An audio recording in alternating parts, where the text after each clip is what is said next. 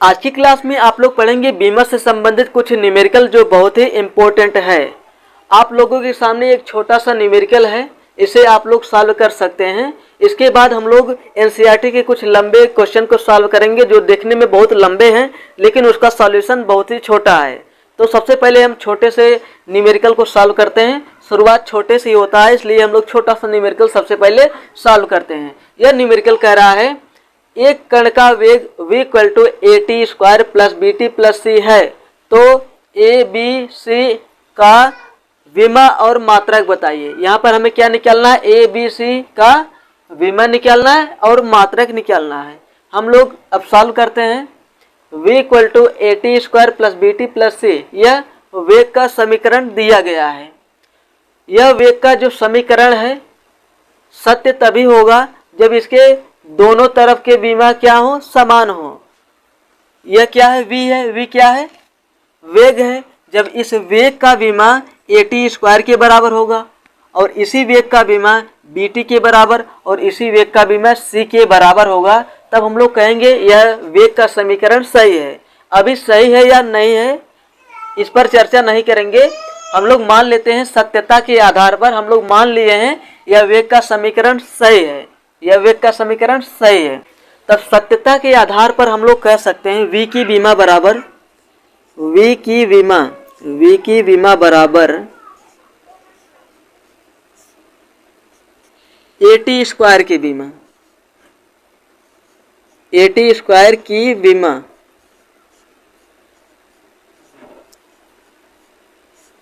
इस प्रकार हम लोग यहाँ से a की विमा और मात्रक निकाल सकते हैं। उसके बाद हम लोग v इक्वल टू क्या करेंगे, v की बीमा बराबर बी टी की बीमा, तब यहाँ से b का निकल जाएगा। उसके बाद v की बीमा बराबर c के बराबर लिख देंगे, तो वहाँ से c की बीमा और मात्रक मिल जाएगा। तो सबसे पहले हम लोग यहाँ से निकालेंगे a की बीमा और मात्रक। तो कैसे निकालेंगे, यहाँ पर क्या है, v की बीमा बराबर ए टी स्क्वायर की बीमा, तो यहाँ से a की बीमा बराबर क्या हो जाएगा, a की बीमा बराबर यहाँ से हो जाएगा v की बीमा, v की बीमा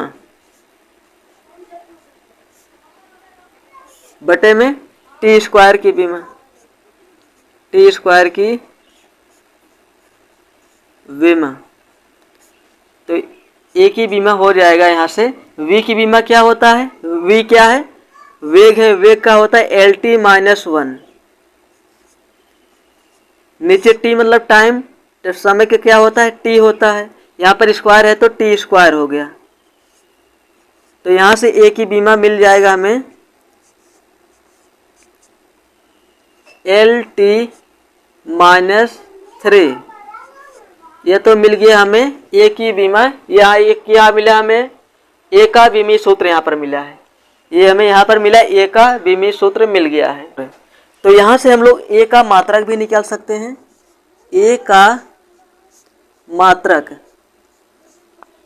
ए का मात्रक बराबर हो जाएगा, एल क्या है, एल मतलब लंबाई, लंबाई का मात्रक मीटर, टी है समय, समय का मात्रक सेकंड होता है, इसकी पावर माइनस थ्री है तो माइनस थ्री होगा। तो इसे आप लिख सकते हैं metre into second power minus three, या मीटर प्रति सेकंड क्यूब भी लिख सकते हैं। इसी तरह हम लोग यहाँ से क्या निकाल सकते हैं, बी की बीमा और मात्रक भी निकाल सकते हैं। तो कैसे निकालेंगे, v की बीमा बराबर v की बीमा बराबर बी टी की बीमा,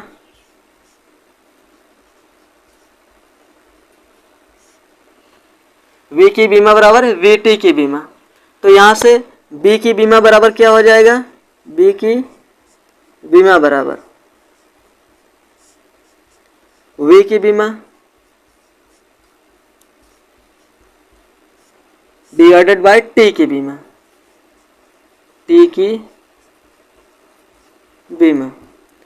तो यहाँ से निकाल सकते हैं v क्या है, वेग है, वेग का एल टी माइनस वन हो गया, वेग का बीमी सूत्र एल टी माइनस वन, समय का t हो गया।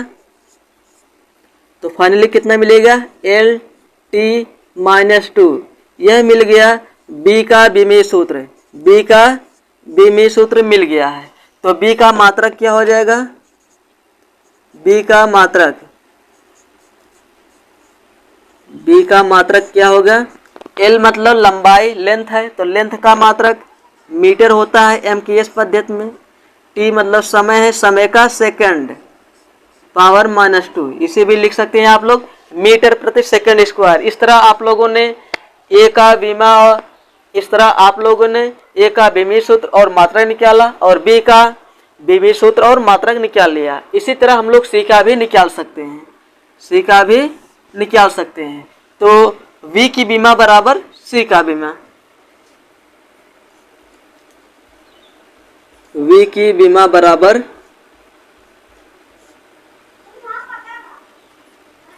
सी की बीमा। तो यहाँ वी की बीमा क्या है, एल टी -1 तो बराबर सी, सी की बीमा। तो सी का बीमी सूत्र कितना मिला है, एल टी -1 और बी का कितना मिला है, एल टी -2, ए का मिला है एल टी -3। इस तरह हमने ए का बीमी सूत्र और मात्रा निकाला, बी का बीमी सूत्र और मात्रा निकाला। यहाँ से सी का मात्रक क्या हो जाएगा, सी का मात्रक, सी का मात्रक बराबर क्या हो जाएगा, एल मतलब लेंथ लंबाई है, लंबाई का मात्रक मीटर, टी, टी का मतलब सेकंड पावर -1, इसे आप लिख सकते हैं मीटर प्रति सेकंड। यह हो गया सी का बीमी सूत्र और मात्रक। इस तरह हम लोगों ने इस छोटे से न्यूमेरिकल को सॉल्व कर लिया है। अब हम लोग न्यूमेरिकल सॉल्व करेंगे एनसीईआरटी के कुछ लंबे जो देखने में बहुत ही बड़े हैं लेकिन उसका सॉल्यूशन बहुत ही छोटा है। चलिए हम लोग उसे सॉल्व करते हैं। आप लोगों के सामने एनसीईआरटी का एक लंबा सा क्वेश्चन है। यह कह रहा है ऊष्मा या ऊर्जा का मात्रक कैलोरी है और यह लगभग 4.2 जूल के बराबर है। देखने में यह क्वेश्चन बहुत ही लंबा है लेकिन इसका सॉल्यूशन बहुत ही छोटा है। तो सबसे पहले हम लोग क्वेश्चन को पढ़ लेते हैं। ऊष्मा या ऊर्जा का मात्रक कैलोरी है और यह लगभग 4.2 जूल के बराबर है, जहां 1 जूल बराबर है 1 केजी मीटर स्क्वायर प्रति सेकंड स्क्वायर है। मान लीजिए हम मात्रकों की कोई ऐसी प्रणाली उपयोग करते हैं जिसमें द्रव्यमान का मात्रक अल्फा केजी के बराबर है, लंबाई का मात्रक बीटा मीटर के और समय का मात्रक गामा सेकंड के बराबर है। यह प्रदर्शित कीजिए कि नए मात्रकों के पदों में कैलोरी का परिमाण 4.2 alpha inverse, beta inverse, gamma inverse. चलो हम लोग सॉल्व करते हैं। हम जानते हैं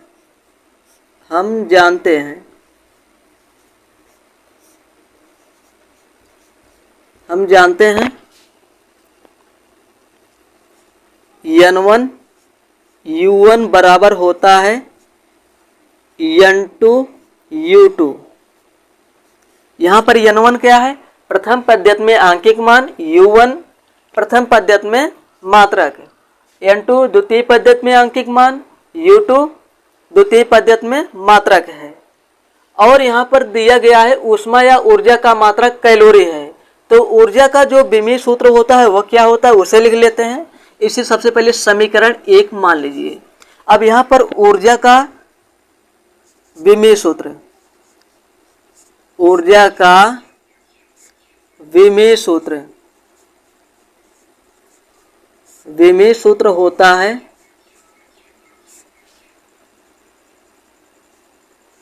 Ml2T-2। यह हो गया ऊर्जा का बीमी सूत्र।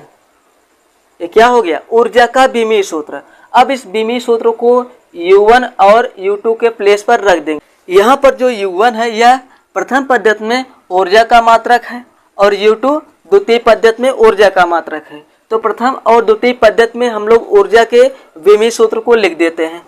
तो क्या होगा, यहाँ से N1 M1 L12 T1 power -2। ये क्या हो गया, N1 प्रथम पद्धति में ऊर्जा का बीमी सूत्र बराबर N2 द्वितीय पद्धति में ऊर्जा का बीमी सूत्र M2 L2 power 2 T2 power -2। इसे समीकरण हम लोग मान लेते हैं B। इसे समीकरण हम लोगों ने मान लिया B। अब यहाँ पर देखिए, यहाँ पर क्या है, कितना दिया गया है, ऊष्मा या ऊर्जा का मात्रक कैलोरी है और यह लगभग 4.2 जूल के बराबर है। 4.2 जूल के बराबर है। यह जो 4.2 जूल है यह N1 का मान दिया गया है। N1 बराबर दिया है 4.2। N1 का मान मिल गया। यहाँ पर आप लोग देख पा रहे हैं 1 जूल बराबर है 1 केजी मीटर स्क्वायर प्रति सेकंड स्क्वायर। यह MKS पद्धति में दिया गया है। तो हम लोग मान लेते हैं प्रथम पद्धति में द्रव्यमान का मात्रक केजी है, M1 बराबर केजी, 1 केजी मान लेते हैं। और प्रथम पद्धति में लंबाई का मात्रक मीटर है और प्रथम पद्धति में समय का मात्रक सेकंड। हमने क्या क्या मान लिया, प्रथम पद्धति में द्रव्यमान का मात्रक केजी, प्रथम पद्धति में लंबाई का मात्रक मीटर और प्रथम पद्धति में समय का मात्रक सेकंड है। और द्वितीय पद्धति में यहाँ पर दिया है, यहाँ पर क्या दिया गया है, मान लीजिए हम, और द्वितीय पद्धति में दिया है, यहाँ पर लिखा गया है, मान लीजिए हम मात्रकों की कोई ऐसी प्रणाली उपयोग करते हैं जिसमें द्रव्यमान का मात्रक अल्फा केजी। द्वितीय पद्धति में बात किया जा रहा है तो द्रव्यमान का मात्रक अल्फा केजी और लंबाई का मात्रक बीटा मीटर, लंबाई का मात्रक बीटा मीटर और समय का मात्रक गामा सेकंड, गामा सेकंड के बराबर है। तो हमें क्या दिखाना है, तो हमें प्रदर्शित करना है नए मात्रक के पदों में कैलोरी का परिमाण 4.2 alpha inverse beta inverse gamma inverse है। तो हम लोग यहाँ पर N2 का मान यहाँ से निकालेंगे। N2 बराबर हमें यहाँ से मिलेगा, N2 बराबर हमें यहाँ से मिलेगा, N2 यह रहेगा, ए वाला टर्म इधर जाके डिवाइड हो जाएगा। तो N2 बराबर मिलेगा यहाँ से M1 L1 power 2 T1 power -2 divided by M2 L2 power 2 T2 power -2, इतना हो गया। और यहाँ पर होगा N1। अब हम लोग इन सब की वैल्यू यहाँ पर रख देते हैं, इन सब की वैल्यू यहाँ पर रख देते हैं। अभी वैल्यू नहीं रखते हैं, सबसे पहले हम लोग M1 M2 को सेपरेट कर लेते हैं। N2 बराबर हो जाएगा N1 M1 बाई M2, उसके बाद L1 by L2, T1 by T2, इसको हम लोग सेपरेट कर लेते हैं। अब हम लोग M1 और M2 L1 L2 T1 T2 का मान यहाँ से रख देते हैं। M1 का मान केजी में है, M1 का मान, और N1 का मान कितना है 4.2, 4.2। उसके बाद M1 का मान है केजी, मतलब 1 केजी मान लेते हैं, 1 केजी। M2 का मान है अल्फा केजी, अल्फा केजी। उसके बाद यहाँ से L1 का मान कितना है मीटर, हम लोग मान लेते हैं 1 मीटर, यहाँ पर कुछ नहीं है तो 1 मान लेते हैं, 1 मीटर। और L2 का मान है बीटा मीटर, बीटा मीटर। ना क्लियर है, समझ में आ रहा है। अब हम लोग यहाँ पर क्या रखेंगे, T1 का मान, T1 का मान क्या है S है, और T2 का मान क्या है गामा S। यहाँ से T1 और T2 का मान यहाँ पर रख दिया। यहाँ से केजी से केजी कैंसिल आउट, मीटर से मीटर, सेकंड से सेकंड कैंसिल हो गया। तो क्या बचा है यहाँ पर, N2 बराबर 4.2 1 अपान में अल्फा, यहाँ स्क्वायर है, स्क्वायर छूट गया है, स्क्वायर है, यहाँ पर होल की पावर -2 है। तो यहाँ पर हो जाएगा 1 अपान में बीटा होल पावर 2 और 1 अपान में गामा होल की पावर में -2। तो ये क्या हो जाएगा, ये अल्फा ऊपर जाएगा तो अल्फा इनवर्स हो जाएगा। तो 4.2 अल्फा इनवर्स। तो इसे हम लोग और सॉल्व करते हैं। यहाँ पर 1 बाय बीटा है तो बीटा ऊपर जाएगा, कितना होगा बीटा पावर -1 और होल के पावर 2, और यह गामा जाकर ऊपर जाएगा, क्या हो जाएगा गामा पावर -1 और होल का पावर कितना है -2। और इसे हम लोग सॉल्व करेंगे, कितना मिलेगा 4.2 गामा इनवर्स बीटा पावर -2 और गामा पावर 2। तो फाइनली हमें यहाँ से n2 का मान मिल गया है 4.2 beta inverse alpha power -2 gamma power 2, जो हमें प्रूव करना था, हमें मिल गया। ये तो मैच ही नहीं कर रहा है, ये क्वेश्चन ही गलत है। यहाँ पर है -2, यहाँ पर -2 और यहाँ पर है गामा पावर 2। अब क्वेश्चन जाकर सही है, ये जो आंसर आया है सही है, केवल ये क्वेश्चन गलत था, लिखने में गलती हो गई थी, इसके लिए सॉरी। तो हमें यही प्रूव करना था, तो यहाँ पर हमें मिल गया है n2 का मान। द्वितीय पद्धति में हमें प्रूव करना था कैलोरी का जो परिमाण है वो कितना है, 4.2 अल्फा इनवर्स बीटा पावर 2 और गामा पावर 2। तो हमें मिल गया है यहाँ पर। इस तरह आप लोग एनसीईआरटी के इस लंबे से क्वेश्चन को हमने कितने शॉर्ट में सॉल्व कर लिया है। ये केवल देखने में इतना ज़्यादा लंबा लगता है और बहुत ही आसान होते हैं। चलिए हम लोग और भी क्वेश्चन को सॉल्व करते हैं।